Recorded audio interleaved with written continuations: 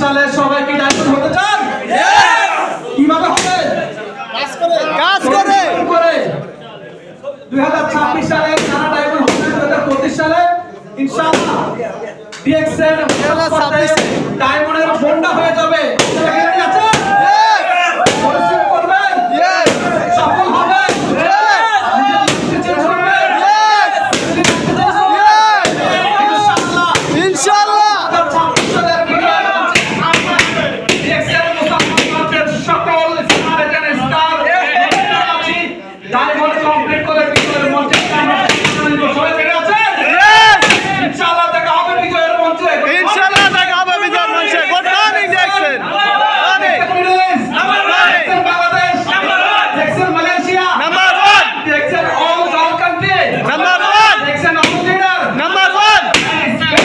Yes.